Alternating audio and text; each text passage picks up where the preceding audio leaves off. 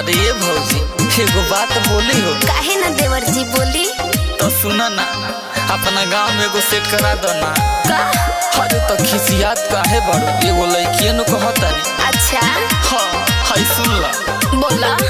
अरे भौजी तोहरा गौवा में सुपर सुपर माल बाड़ी सन। गाँव रे भौजी तोहरा गौवा में सुपर सुपर माल बाड़ी सन। हम साचे कहतानी भौजी, अरे एकदम कमाल बाड़ी सन। हम साचे कहतानी भौजी, अरे एकदम बवाल बाड़ी सन।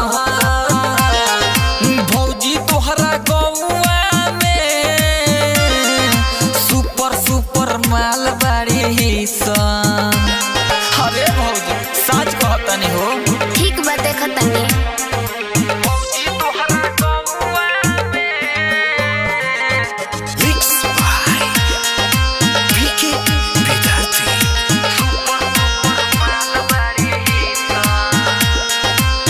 सावरे बाड़ी सन बाकी मारेली सन जान हो। भइल बा दीवाना दिले देखी मुसे कान हो। अरे भौजी सुना, हाँ हाँ सावरे बाड़ी सन बाकी मारेली सन जान हो। भइल बा दीवाना दिले देखी मुसे कान हो।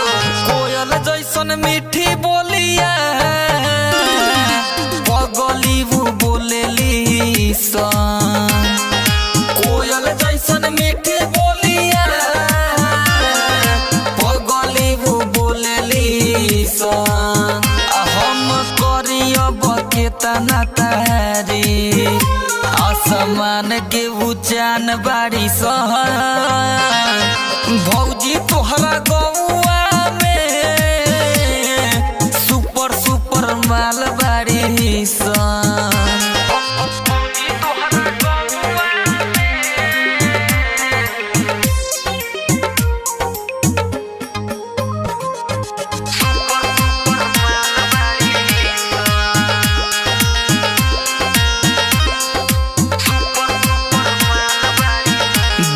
बेदहरदी के सेटिंग कराई द, बात करे खातिर भौजी नंबर मंगाई द।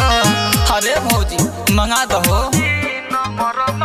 हाँ हाँ ललन बाबू के सेटिंग कराई द, बात करे खातिर भौजी नंबर मंगाई द। कृष्णा बसंत लिखे बतिया सच्चाई हो।